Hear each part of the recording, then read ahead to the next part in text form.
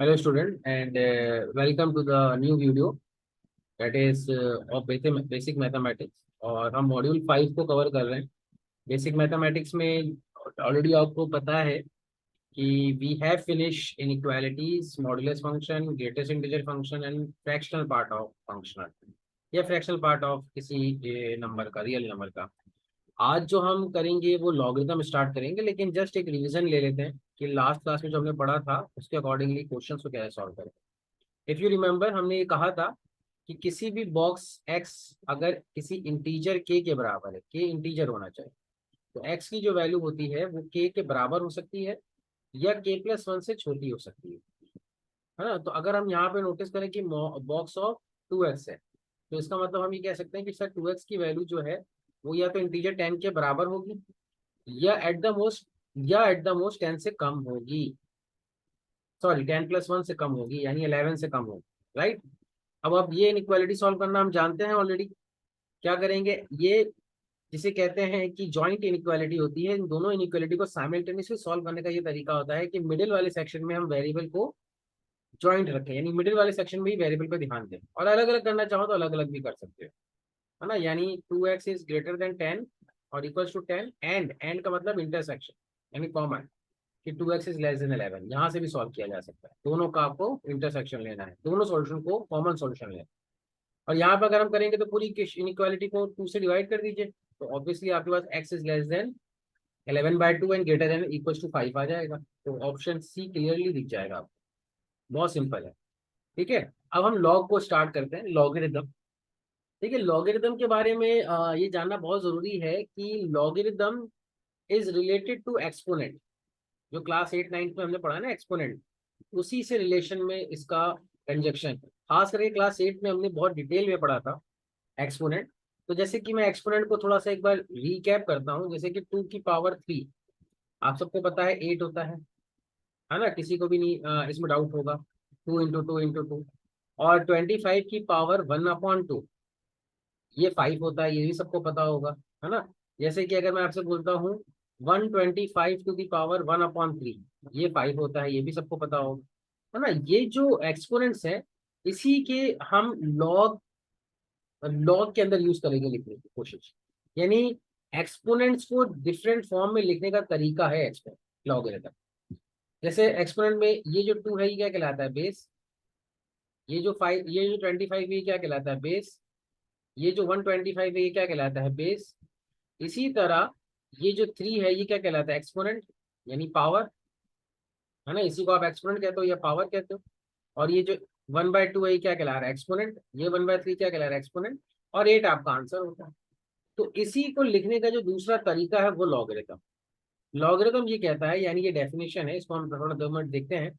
Logarithm ये कहता है कि सर ये जो आपने 2³ = 8 लिखा है ना, इसको लॉग में लिखने का तरीका ये है कि लॉग, ठीक है ना, बेस 2, बेस 2। ये जो लॉग के नीचे लिखा हुआ ना जी के आगे, इसको बेस कहते हैं, लॉग के अंदर बेस कहते हैं। और जो चीज रेस की जा रही है यानी एक्सपोनेंट, वो इक्वल्स टू के पार लिखा जाता है।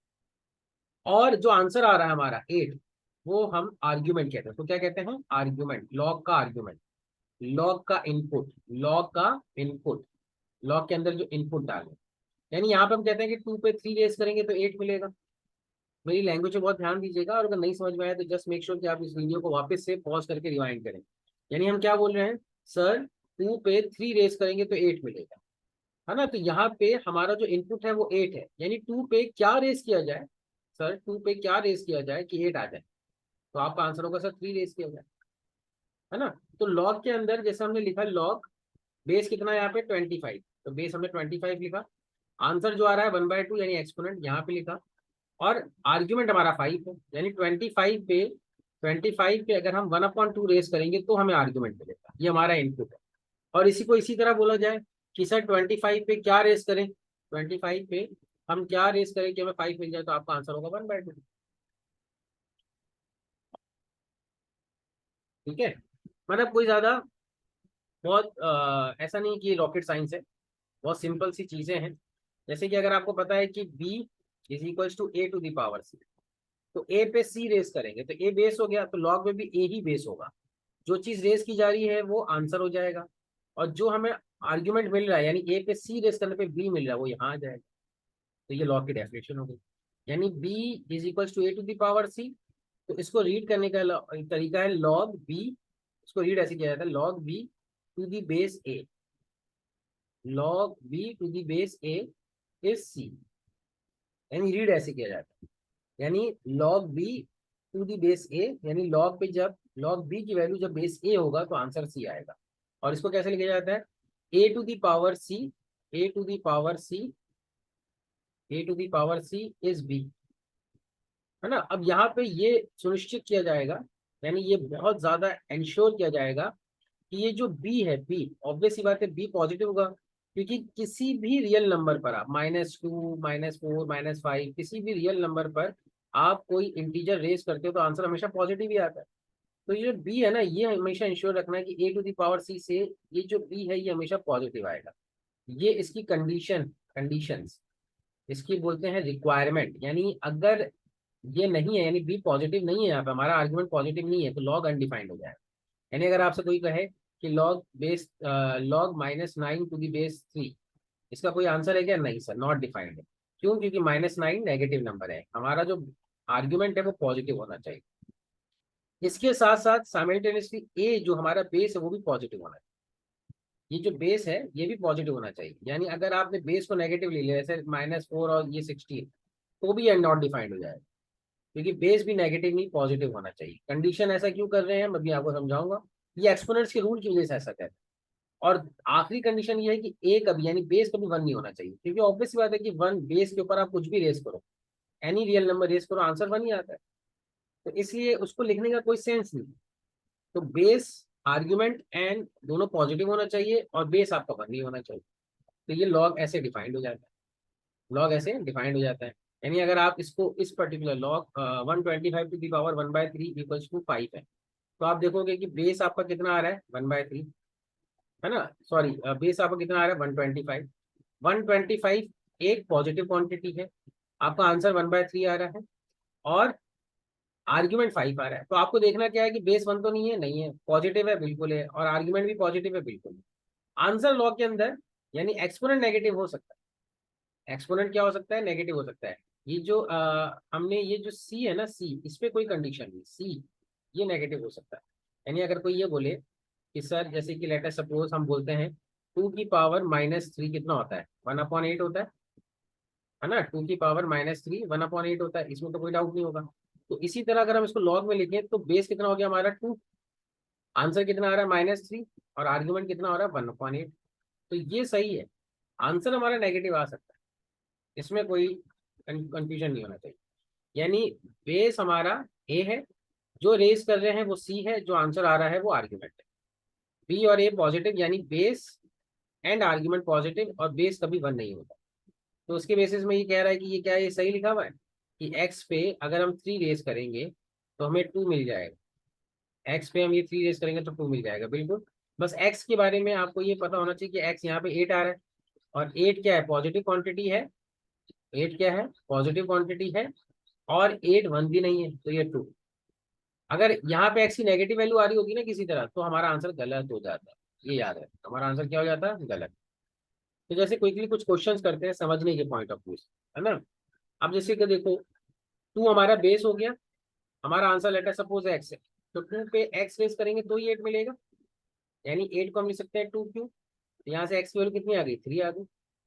यानी 2 पे अगर हम 3 रेस करेंगे तो हमें 8 मिलेगा। तो बेसिक्स ऑफ लॉग्स को समझने के लिए हमें पहले लॉग्स को बहुत जो कंसेप्ट है जो उसका बहुत बेस है वो हमें बहुत अच्छे से समझ में आना चाहिए। अगर हमें लॉग का बेस अच्छे से समझ में आ रहा है उसका बेसिक समझ में आ रहा है तो क्वेश्चन में ज़्यादा डिफिकल्टी नहीं होगी। भाई 10 पे क्या रेस करें कि हमें 100 मिल जाए 2। 2 पे क्या रेस करें कि हमें 1/2 √2 मिल जाए 1/2। यानी 2 पे 1/2 रेस करोगे तभी तो √2 मिलेगा।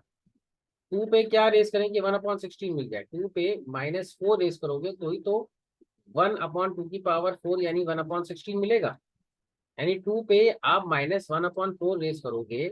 सॉरी 2 पे अगर आप -4 रेस करोगे तो ही आपको 2 पे आपको क्या रेस करना है -4 तो ही आपको 1/16 मिलेगा। मतलब बेसिक्स है मतलब बहुत बेसिक्सली हम लॉग को समझ रहे हैं। और जैसा आपको पता है कि ये वीडियो लेक्चर है तो मैं तो अपनी स्पीड से चलूंगा, आपको इंश्योर करना है कि आपको समझ में आ रहा है और फिर आगे बढ़ना है। तो पॉज करके रिवाइंड करिए, फिर सुनिए, जब तक सुनिए जब तक आपको समझ में नहीं आ जाए। ठीक है ना, जैसे क्वेश्चंस करते जाइए और आपको समझ में आता जाएगा। Which of the following is false, तो ये कौन सा इसमें फॉल्स है। तो देखो ये सही है क्या, तो आप देखोगे सर 2 पे अगर मैं 3/2 रेस करता हूँ तो क्या मुझे 8 की पावर 1/2 मिल जाता है, बिल्कुल मिल जाता है भाई। 2 की पावर 3 कितना होता है 8, और स्क्वायर रूट तो है ही है यहाँ पे। तो ये स्टेटमेंट सही है, बिल्कुल सही है सर, कोई इश्यू नहीं है। अब यहाँ पे देखो 4 पे अगर मैं पावर 3/4 रेस करता हूँ, 4 के ऊपर मैंने कौन सी पावर रेस करी, 3/4, तो 4 को हम लिख सकते हैं 2 का स्क्वायर, 4 को हम लिख सकते हैं 2 का स्क्वायर। और ये जो पावर है, यानी एक प्रॉपर्टी होती है एक्सपोनेंट की, क्लास 9-10 में पढ़ी होगी आपने, 8-9 में, कि अगर बेस के ऊपर पावर फिर पावर है तो ये पावर्स मल्टीप्लाइड हो जाती है, यानी 2 × 3/3/4 हो जाएगा। तो ये 2 2 सा 4 हो जाएगा, यानी कितना हो जाएगा 2 to the power 3/2। और इसको लिख सकते हैं 2 की पावर 3 का स्क्वायर रूट, दैट इज √8। तो ये भी सही लग रहा है, यानी 4 पे हम 3/4 रेस कर रहे हैं तो हमें क्या मिल रहा है, √8 मिल रहा है। ये भी सही है सर।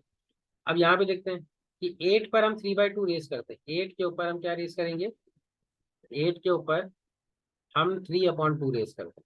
तो प्रॉपर्टी से लिख सकते हैं 2 का क्यूब 2 की पावर 3/2, तो ये हो जाएगा 2 की पावर 9/2, 2 की पावर 9/2। और 9/2 कितना होता है, 2 to the 4, 4 to the 8, 8 to the 16, 32, 64, 128, 256, 512, 512 का स्क्वायर रूट। तो ये तो नहीं मिल रहा हमें, तो यहाँ पे तो √8 मिल रहा है, तो यही हमारा क्या है, फॉल्स है। ये वाला स्टेटमेंट यानी सी ऑप्शन हमारा फॉल्स। समझ लो, यानी बहुत सिंपली हमें उसको लेके जा रहे हैं। तो अभी अगर आप ऑब्जर्वेशन, यानी ये रिजल्ट्स है, यानी आपको ये लर्न करना है, यानी ये प्रॉपर्टी है जो आपको एनी टाइम पता होनी चाहिए, कि बेस और आर्ग्यूमेंट, मैंने क्या बोला कि बेस और आर्ग्यूमेंट अगर सेम हो जाए तो आंसर हमेशा 1 आएगा। यानी ए पे क्या रेस किया जाए कि ए ही आ जाए, ऑब्वियसली 1 रेस करेंगे। तो बेस और आर्ग्यूमेंट अगर सेम है तो आंसर 1। यानी अगर आपसे बोला जाए कि log 4 to the base 4 कितना होता है, 1 होता है। log 3 base to 3 कितना होता है, 1 होता है। log 1000 base to 1000 कितना होता है, 1 होता है। ठीक है ना। और बेस पे क्या रेस करें कि आंसर 1 आ जाए, यानी बेस पे हम क्या रेस करें कि आंसर 1 आ जाए, तो ऑब्वियसली 0। तो बेस अगर डिफाइंड है और आर्ग्यूमेंट अगर 1 है तो हमेशा आंसर 0 आए, हमेशा 0। ये बिल्कुल बहुत सिंपल सी एक एनोलॉजी है कि base, exponent and argument. Base, ये बेस, एक्सपोनेंट और आर्ग्यूमेंट, ये इसको हम ऐसे लिखेंगे कि ए पे एक्सपोनेंट को यानी सी को रेस किया तो हमें आर्ग्यूमेंट बी मिल गया। तो जो मैं बोल रहा हूँ ना वर्डिंग, जो टर्मिनोलॉजी है, बेस, एक्सपोनेंट एंड आर्ग्यूमेंट, ये आपको बिल्कुल मक्खन की तरह दौड़ती हुई होनी चाहिए। तो यहाँ पे लॉग बेस भी 1 है, आर्ग्यूमेंट भी 1।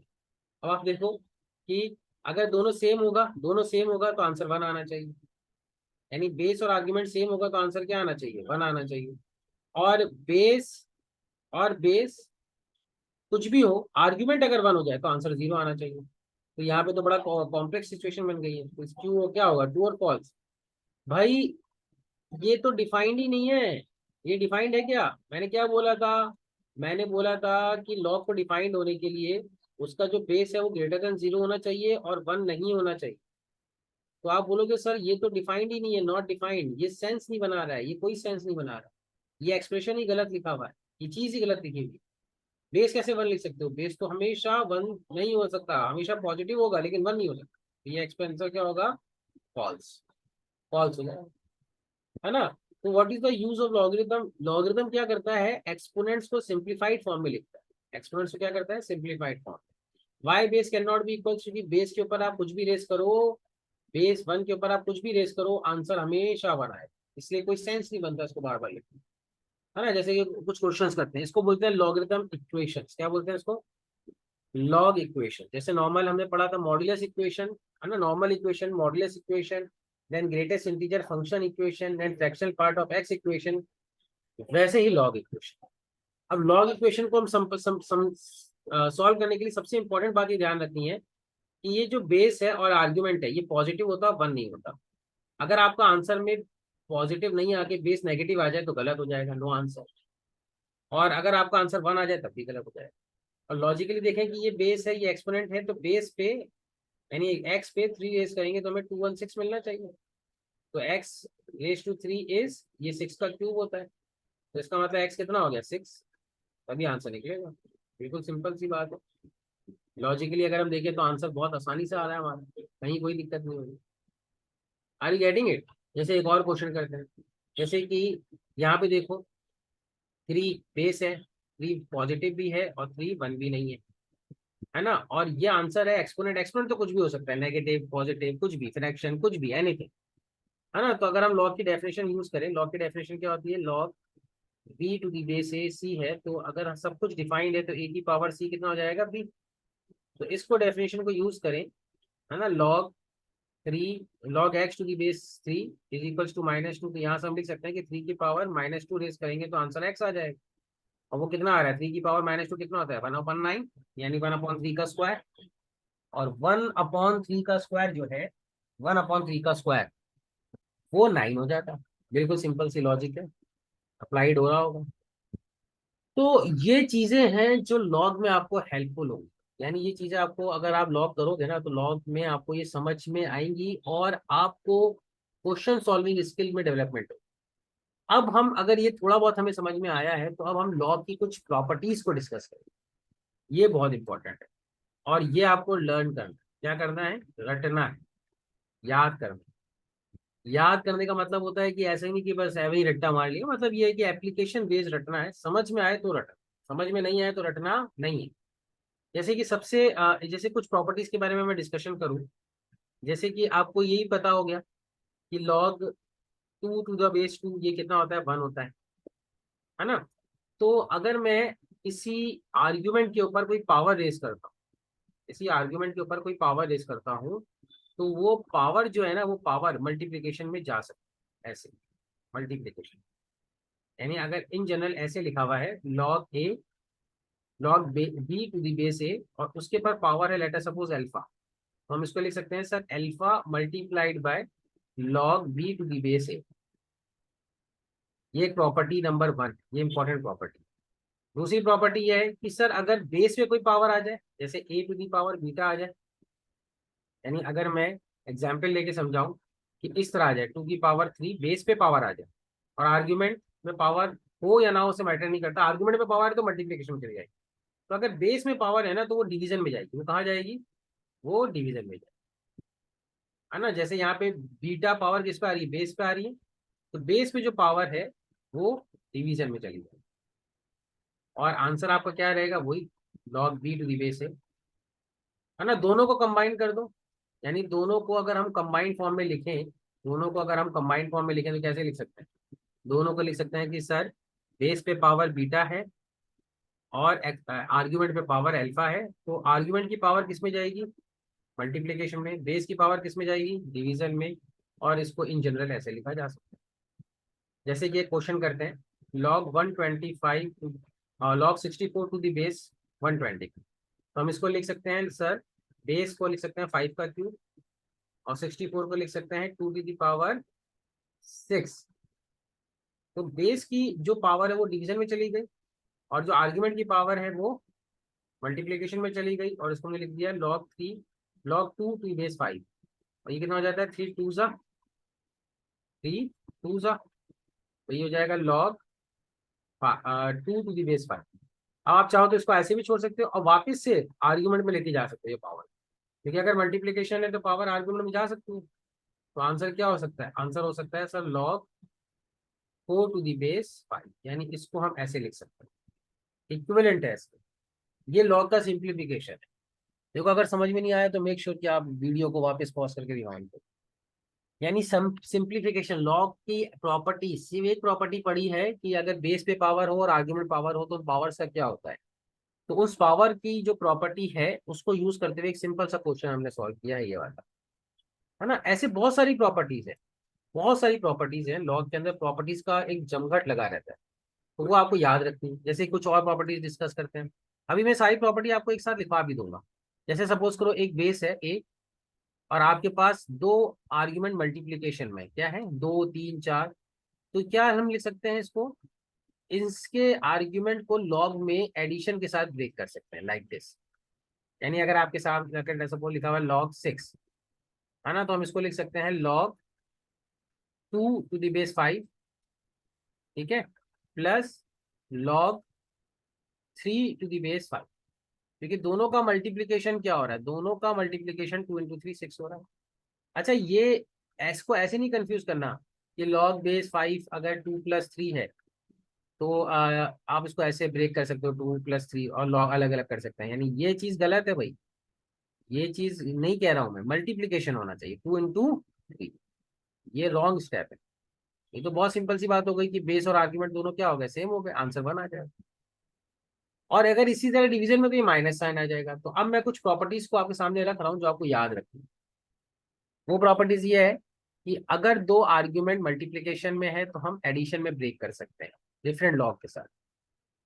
और ये याद रखना है कि ये जो आर्ग्यूमेंट है ये मल्टीप्लाइड तभी होंगे जब ये आर्ग्यूमेंट अपने लेवल में डिफाइंड होंगे, एम और एन दोनों क्या होना चाहिए, पॉजिटिव, ठीक है ना, और बेस सेम होना चाहिए। बेस सेम होगा तो ही कर सकते हैं। ऐसा नहीं कि किसी ने लिख दिया log 3 to the base 2 और log 5 to the base 4, अब आपने क्या किया, इन दोनों को मल्टीप्लाई कर दिया 3 और 4। नहीं भाई, यहाँ पे तो बेस ही सेम नहीं है, गलत स्टेप है। सेम वेज अगर लॉग का जो आर्ग्यूमेंट है ना, और उसके डिवीजन में यानी m/n की फॉर्म में है, तो हम यहाँ पे माइनस साइन के साथ डिफरेंस कर सकते हैं। फिर अगर आर्ग्यूमेंट के ऊपर पावर है तो हम आर्ग्यूमेंट की पावर को मल्टीप्लीकेशन में ला सकते हैं। बेस के ऊपर पावर है तो हम बेस की पावर को मल्टीप्लीकेशन में ला सकते हैं। ये 4 बेसिक प्रॉपर्टीज ऑफ लॉगरिथम कहलाती है। यानी बेसिक का मतलब होता है कि सबसे बुनियादी, बेस, न्यू। अगर ये प्रॉपर्टीज आपको नहीं याद है तो आपको लॉग नहीं आता है, सिंपल सी बात है। अगर ये प्रॉपर्टीज आपको नहीं याद है तो आपको लॉग नहीं आता। लॉग करने के लिए ये प्रॉपर्टीज को याद करना, समझना, इट्स वेरी इंपॉर्टेंट, बहुत ज्यादा जरूरी है। तो इसलिए मेक श्योर करिएगा कि आप ये प्रॉपर्टीज नेक्स्ट क्लास से पहले पहले क्वेश्चन नोट्स बनाने के टाइम टाइम तक ये याद हो जाए, ठीक है। जैसे एक इस पे कोई कंसेप्चुअल एग्जांपल देखते हैं और ज्यादा अच्छी क्लियरिटी है। जैसे देखो कि log 10 to the base 5 लिखा हुआ, तो log 10 to the base 5 अगर लिखा हुआ है तो हम 10 को लिख सकते हैं 2 into 5, लिख सकते हैं, बिल्कुल सर लिख सकते हैं। अब अगर हम दो मल्टीप्लीकेशन है तो हम इसको एडिशन पे ब्रेक भी कर सकते हैं लाइक दिस, 2 के साथ base 5 और 5 के साथ base 5। अब log 5 यानी बेस और आर्ग्यूमेंट सेम है, बेस और आर्ग्यूमेंट क्या है, सेम है, तो इसको हम लिख सकते हैं 1। और ये क्या लिखा जाएगा, log 2 to the base 5। यानी क्या ये सही लिखा हुआ है, हाँ सर हर चीज सही है, 5 greater than 0 है, 10 भी greater than 0 है, 2 भी greater than 0 है, base 1 नहीं है, तो हर चीज सही है, हमने सारी कंडीशन को सेटिस्फाई किया, तो ये ट्रू स्टेटमेंट है। ये क्या है, ट्रू स्टेटमेंट। अब इस बेसिस पे हम कुछ लॉ की इक्वेशन सॉल्व करेंगे सिंप्लीफिकेशन के साथ और चेक करेंगे कि हमें कितना आ रहा है। अगर हमें समझ में आ रहा है तो ऑब्वियसली हमारा लॉग इंपॉर्टेंट होता जा रहा है, और आप इन चीजों को आप लिखते जाएं, आपके नोट्स तैयार होते जाएंगे, है ना, बहुत स्लाइड वे में लिखते जाएंगे। जैसे कि देखिए यहाँ पे लिखा हुआ है base 10 और बीच में माइनस साइन है, तो आर्ग्यूमेंट क्या हो जाएंगे, डिवाइड, आर्ग्यूमेंट क्या हो जाएंगे 20/2, यानी आंसर कितना आ जाएगा, log base 10 to the 10, और बेस और आर्ग्यूमेंट दोनों ही सेम है तो आंसर 1, यानी इसका आंसर कितना आ रहा है 1। प्रॉपर्टी कौन सी यूज करी है कि अगर बेस सेम है और लॉग डिफरेंस की फॉर्म में लिखा हुआ है लाइक दिस, तो बेसिकली क्या है, हम लॉग के आर्ग्यूमेंट को डिवाइड कर सकते हैं, लॉग के आर्ग्यूमेंट को डिवाइड कर सकते हैं। और यहाँ पे कौन सी प्रॉपर्टी यूज करी गई कि अगर बेस और आर्ग्यूमेंट सेम हो जाए तो आंसर 1 आ जाए, प्रोवाइडेड कि बेस जो है 1 नहीं होना चाहिए, क्योंकि फिर नॉट डिफाइंड हो जाए, ठीक है। बहुत सिंपल चीजें हैं, मतलब अगर हम थोड़ा सा सिंप्लीफाइड वर्जन पे देखें इसको और पॉज करके वीडियो को देखें, थोड़ा सा स्लोली सीखें, जल्दबाजी ना करें, रश ना करें, चीजों को लिख लिख के करते जाएं, तो डेफिनेटली चीजें ऑब्जर्व होंगी। क्योंकि मैथमेटिक्स में कोई भी नई चीज हम सीखते हैं या करते हैं तो उसको ऑब्जर्वेबल टाइम होता है उसका, यानी कोई टाइम लगता है जिसको जिसमें वो ऑब्जर्व होती है, धीरे धीरे चीजें समझ में आती हैं और बेटर होती जाती है।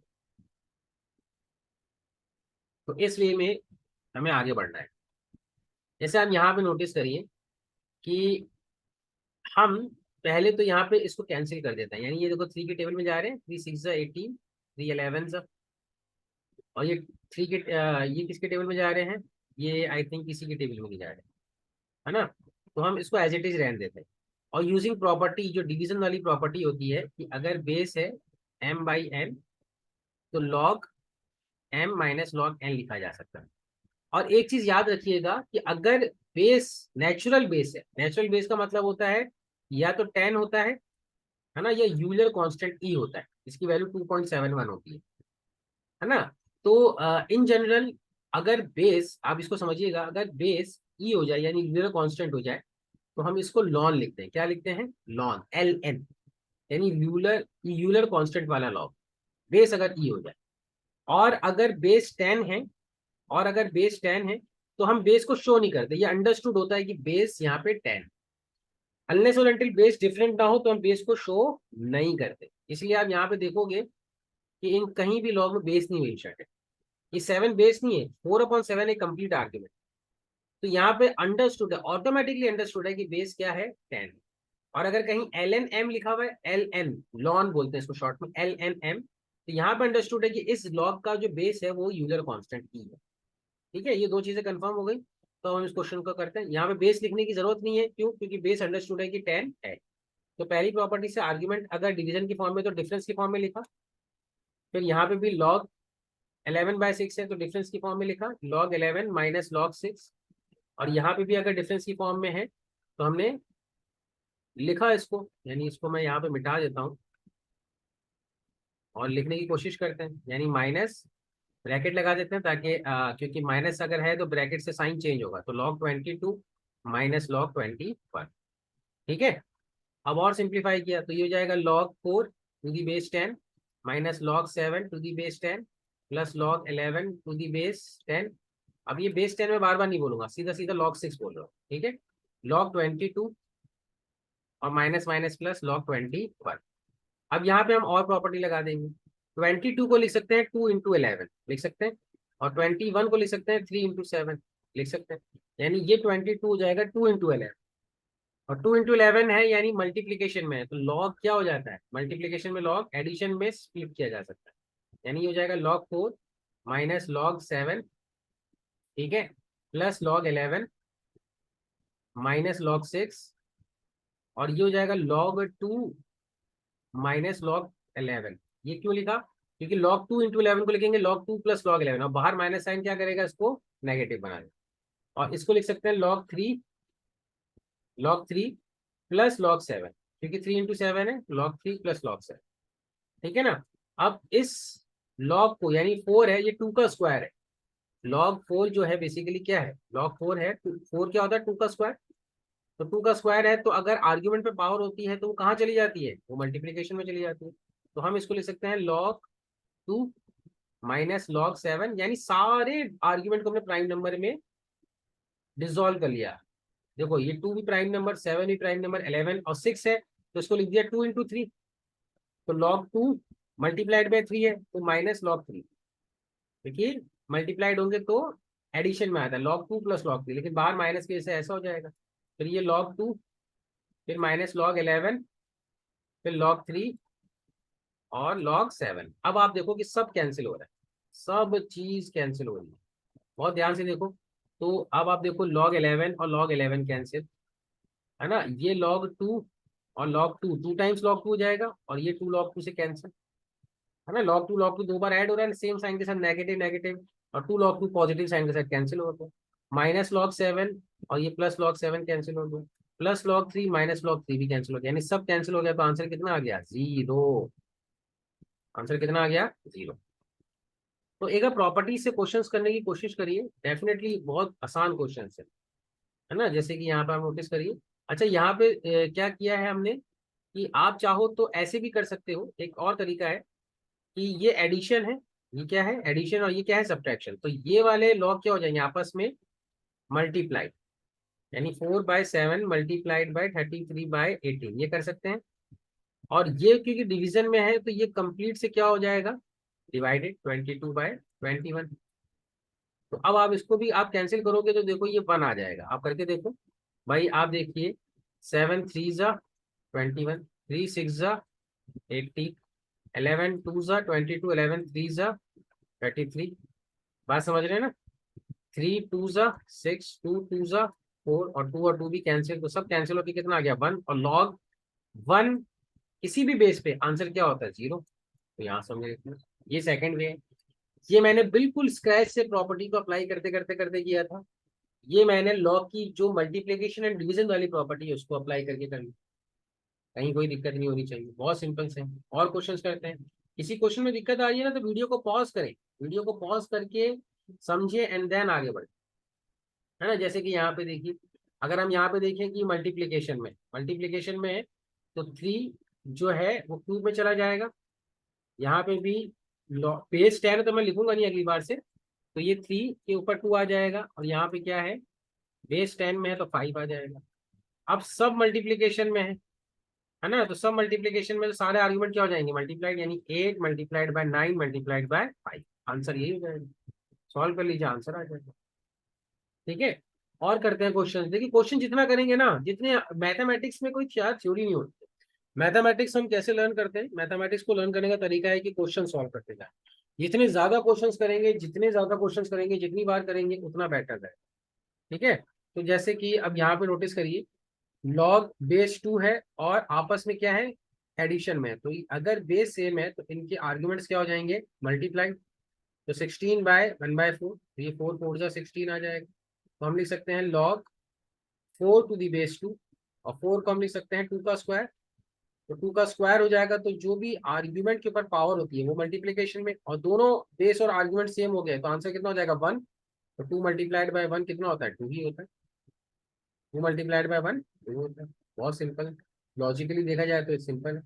और इसी को करने का दूसरा तरीका क्या हो गया, कि 16 को हमने लिखा टू दी पावर 4, और इस 1/4 को लिखा टू की पावर -2। ये समझ रहे हो आप, है ना भाई? 16 को लिखा टू की पावर 4, और 1/4 को हम लिख सकते हैं टू की पावर -2। अब दोनों की तरफ की जो पावर है वो मल्टीप्लीकेशन में जाएंगी। तो 4 log 2 to the base 2, 2 log to the base 2, दोनों ही से लॉग बेस और आर्ग्यूमेंट सेम है तो 1 हो जाएगा, 4 -2 2, यहाँ से भी आ जाएगा।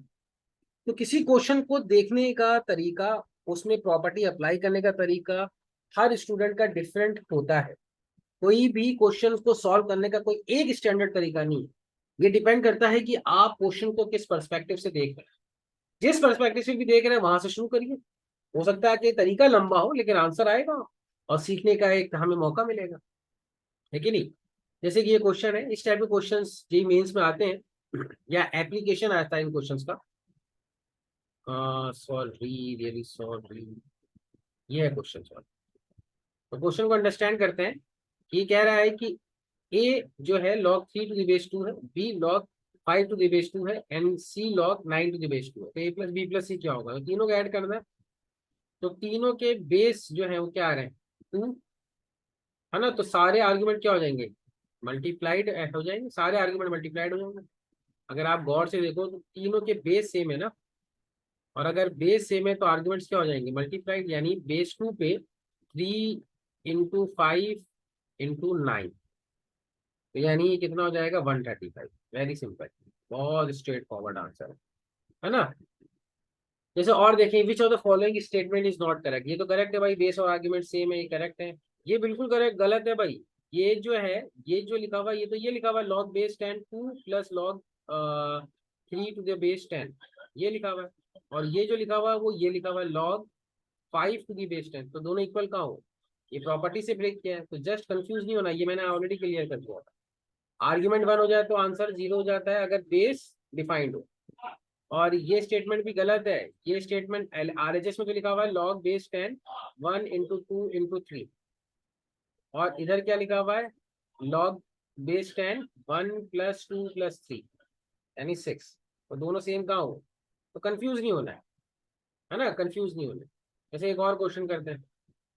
क्वेश्चन ये है कि फाइंड द बेस। अब देखो log के अंदर log फिर log, है ना, यानी इसको पहले सॉल्व करते हैं, अंदर से सॉल्व करेंगे, इसको पहले सॉल्व करेंगे, यानी log 9 टू द बेस 3। 3 पे क्या रेस करेंगे 9 आ जाए, तो डायरेक्ट आंसर 2 है।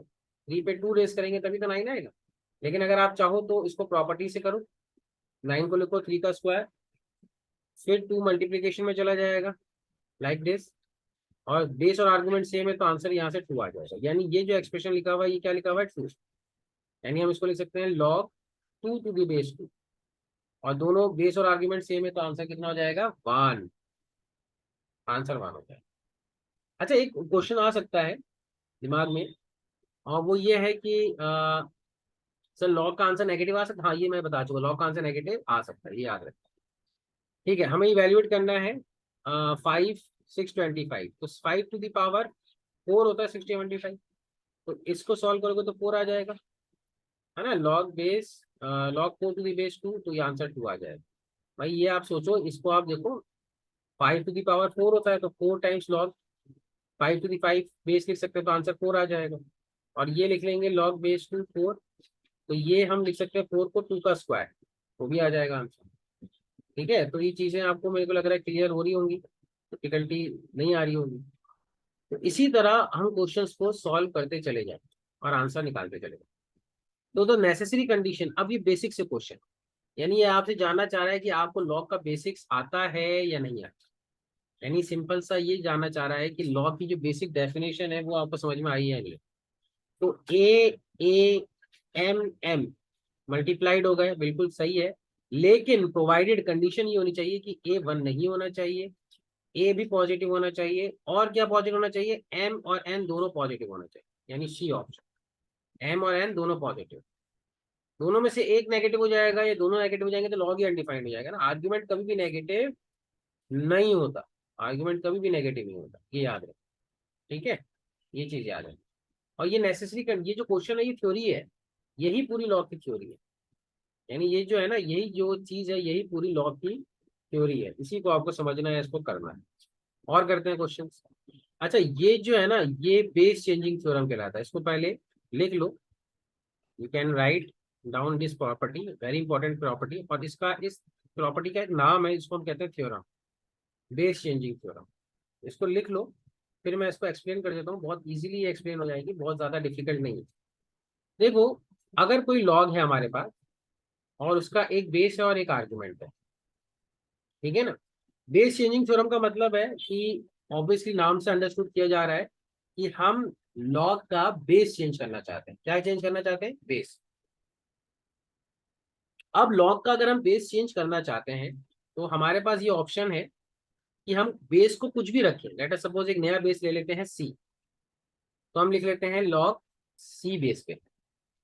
लेकिन ऐसा करने के लिए, अगर हम इस लॉग का बेस चेंज करना चाहते हैं, ऐसा करने के लिए हमें, इस थ्योरम ये कहती है कि जो आर्ग्यूमेंट है उसको न्यूमरेटर में लॉग के साथ लिखो, और जो ओरिजिनल लॉग का बेस है यानी ए, उसको डिनोमिनेटर में लॉग के साथ लिखो। यानी ये क्या कहलाती है, बेस चेंजिंग थ्योरम। सॉरी, ये सी बेस होगा, बेस चेंजिंग थ्योरम। लेकिन सी क्या होना चाहिए, पॉजिटिव होना चाहिए, और सी 1 नहीं होना चाहिए, यही तभी लिख सकते हैं। यानी अगर मैं आपको एग्जांपल दूं, सर लॉग बेस 5 8 है ना, लेट अस सपोज ये, तो आप इसको बेस चेंजिंग करने से किसी भी आप बेस में लिख सकते हो, आपकी इच्छा है। सर आप 15 बेस में लिखना चाहते हो तो आर्ग्यूमेंट को न्यूमरेटर में लिखोगे और बेस को डिनोमिनेटर में लिखोगे। समझ में आ रहा है ना। अगर आपके पास let us suppose log 3 and 7 7 है, आप इसको 2 बेस में लिखना चाहते हो तो आर्ग्यूमेंट को आप न्यूमरेटर में लिखोगे और डिनोमिनेटर में बेस को लिखोगे। बेस आपको बस डिफाइंड होना चाहिए, बेस डिफाइंड होना चाहिए। अच्छा, इसी प्रॉपर्टी से क्या होता है, इसी प्रॉपर्टी से अगर आप नोटिस करो, यानी इसको मैं इधर मल्टीप्लाई करता हूँ, क्या करता हूँ, क्रॉस मल्टीप्लाई करता हूँ, तो यहाँ से ये चीज बन रही है, log b to the base a multiplied by log a to the base c is equals to log b to the base c। ये भी एक प्रॉपर्टी। अब इस प्रॉपर्टी को याद करने का तरीका देखो, बहुत सिंपल सा तरीका है, बहुत आसानी से मैं याद करा दूंगा। या तो ये याद कर लो तो ये ऑटोमेटिकली याद हो जाएगा, लेकिन कई बार क्या होता है ना, क्वेश्चन में यही लिखा हुआ होता है, तो उसको देखने का, ऑब्जर्व करने का, समझने का बहुत आसान सा तरीका है कि एक का बेस, बहुत ध्यान से सुनना मेरे वर्डिंग को, एक का बेस दूसरे के आर्गुमेंट में आ जाए, एक का बेस दूसरे लॉग के आर्गुमेंट में आ जाए और दोनों बीच में मल्टीप्लीकेशन क्या हो, मल्टीप्लीकेशन, तो वो चीज गायब कर दो और लिख दो आंसर। यानी एक का बेस दूसरे के आर्गुमेंट में आ रहा है, यानी ए यहाँ पे बेस में और यहाँ पे आर्ग्यूमेंट में, और दोनों लॉग मल्टीप्लाइड में, तो इस ए को गायब करो तो क्या बचेगा, इधर बेस सी बच जाएगा और इधर आर्ग्यूमेंट बी बच जाएगा, यही आंसर है। यानी अगर आपके सामने कोई ऐसी चीज लिखी है, एक का बेस दूसरे के आर्ग्यूमेंट में आ रहा है, देखो यहाँ पे बेस 2 है, यहाँ पे आर्ग्यूमेंट 2 है, मल्टीप्लीकेशन में, तो इसी को गायब कर दो तो क्या बच गया, बेस 3 बच गया इधर, और उधर आर्ग्यूमेंट 5 बच गया, गायब कर दो। यही प्रॉपर्टी को यहाँ एक्सप्लेन किया गया। देखो लॉग ए और बी है तो यहाँ पे नई बेस के साथ लिख दिया गया है, और यहाँ पे क्या है, एक का बेस दूसरे के आर्ग्यूमेंट में है तो इसी को गायब कर दिया गया। एक का बेस यानी बी बी दूसरे के आर्ग्यूमेंट में था, उसको गायब करके ये लिख दिया। और इसका स्पेशल केस क्या है, इसका स्पेशल केस यानी अगर हम सी की वैल्यू किसी तरह ले लें बी, क्या ले लें, सॉरी सी की वैल्यू अगर हम ले लें ए, क्या ले लें ए, यानी अगर हम सी की value, sorry sorry really sorry, C की वैल्यू अगर हम बी ले लें तो सी जो हमारा यानी जो बेस है सी, ये हम बी ले लें तो ये लॉग बी बी हो जाएगा यानी 1 हो जाएगा, और यहाँ पे लॉग बी आ जाएगा। इसको कहते हैं रिवर्सिंग थ्योरम। यानी अगर आप चाहो तो बेस और आर्गुमेंट को इंटरचेंज कर सकते हो, लेकिन प्रोवाइडेड आपको डिनोमिनेटर में लिखना हो। लाइक ये सिंपल वैसे ही है, 2 की पावर -3 इज इक्वल टू 1/2 की पावर, तो वैसा ही है ये, मतलब उसी एनालॉजी से लिखा गया है। यानी एक का अगर आप बेस और आर्गुमेंट को इंटरचेंज करना चाहते हो तो रेसिप्रोकल करके देखो। ये प्रॉपर्टीज आप एक बार पॉज करके रिवाइंड करो और सुनो।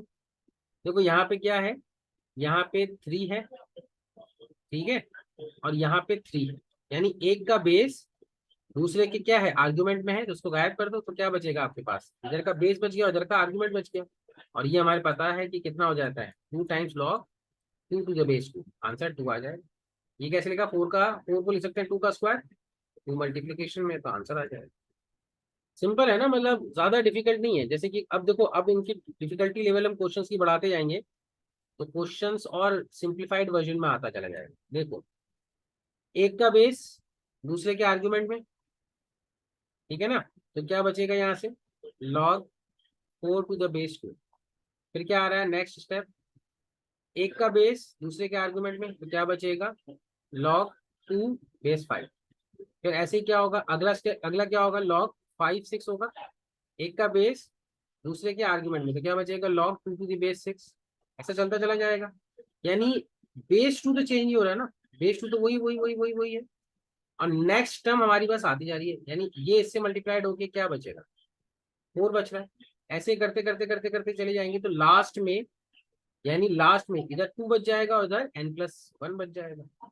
यानी हम लिख सकते हैं एक base n+1 is equals to 10, हमारे पास आ जाएगा n+1 इज इक्वल्स टू 2 की पावर 10, तो 2 की पावर 10 -1 हो जाएगा, ठीक है ना, 2 की पावर 10 -1 ये आंसर हो जाएगा।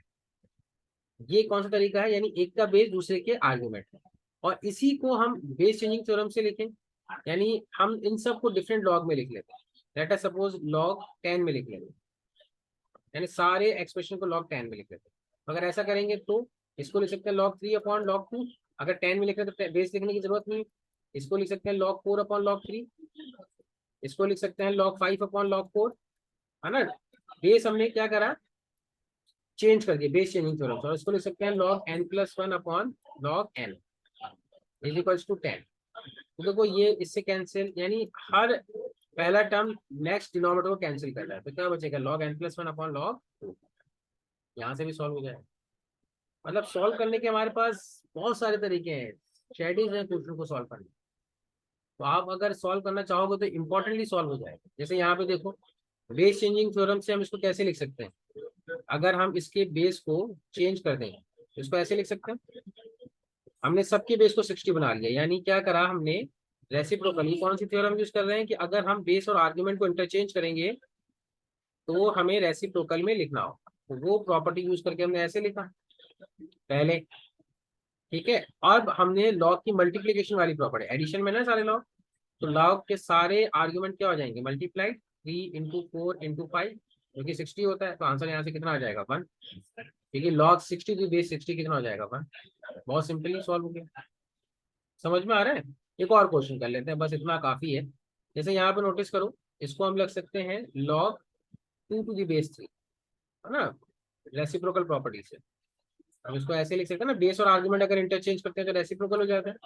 इसको क्या लिख सकते हैं, 2 टाइम्स log बेस 4 और आर्गुमेंट 9, और -3 times log base 8 and argument 27, ये चेंज करके लिख सकते हैं। अब हम यहाँ पे सबसे इंपॉर्टेंट जो प्रॉपर्टी है कि अगर बेस पे कोई पावर है, लेट अस सपोज बीटा, ये लिखाई थी ना मैंने, तो वो पावर डिवीजन में चली जाती है। याद आया ना, ये प्रॉपर्टी आपने लिखी होगी, कॉपी को स्क्रॉल करिए। ठीक है ना, तो यहाँ पे बेस पे तो कोई पावर नहीं है, लेकिन यहाँ पे हम बेस पे पावर बना सकते हैं। यहाँ पे 4 को हम लिख सकते हैं 2 का स्क्वायर, और यहाँ पे भी हम बेस पे पावर बना सकते हैं, 8 को लिख सकते हैं 2 का क्यूब, है ना। ऐसा करने से क्या हो गया कि ये तो log 3 टू द बेस 2 हो गया, और ये जो पावर 2 है ना, जो बेस पे है, जो बेस पे पावर है, वो डिवीजन में चली गई 2/2। तो ये क्या बच गया, log 2 9। और ये जो पावर है ना 3, ये डिवीजन में चली गई, तो क्या बच गया, log 2 बेस 27। तो ये 2 और 2 कैंसिल, ये 3 और 3 कैंसिल। तो अब जो बन रहा है लॉग, बेस सबका सेम है 2 2 2, और आर्ग्यूमेंट दो मल्टीप्लीकेशन में है, एक डिवीजन में है। तो हम इसको लिख सकते हैं सर, जो मल्टीप्लीकेशन वाले हैं यानी 3 + 9, तो ये मल्टीप्लाइड होंगे आर्ग्यूमेंट में, 3 × 9। Property log M plus log N is equal to log M into N, property याद होनी चाहिए। और एक लॉग डिवीजन में है तो उसका आर्ग्यूमेंट डिवाइड हो जाएगा, तो ये कितना आ जाएगा, log 1 ही आ जाएगा। log 1 कितना होता है, 0। log 1 कितना होता है, 0। ठीक है ना, तो वो प्रॉपर्टी आपको याद रखनी है। और ये दूसरा तरीका एक बार आप देख लेना। यानी आज हमने जो अभी आज की वीडियो में पढ़ा वो बेसिक ऑफ लॉगरिथम्स, यानी बिल्कुल लॉग को डिफाइन किया कि ए की पावर बी अगर सी है तो लॉग ए बी पे रेस करने पे सी आर्गुमेंट मिलेगा, है ना। ए पे बी रेस करने पे हमें क्या मिल जाएगा, सी। बी आपका कुछ भी हो सकता है, ए और सी पॉजिटिव और ए 1 नहीं होना चाहिए। प्रॉपर्टीज हमने एडिशन, सब्ट्रैक्शन एंड पावर की वाली प्रॉपर्टी, यानी अगर आर्गुमेंट में पावर हो, बेस पे पावर हो, और अगर बेस चेंजिंग थ्योरम का एक स्पेशल केस देखा। तो नेक्स्ट क्लास में हम और एडवांस देखा, थोड़ा सा लॉग देखेंगे, फिर then we will complete this module. Thank you, take care.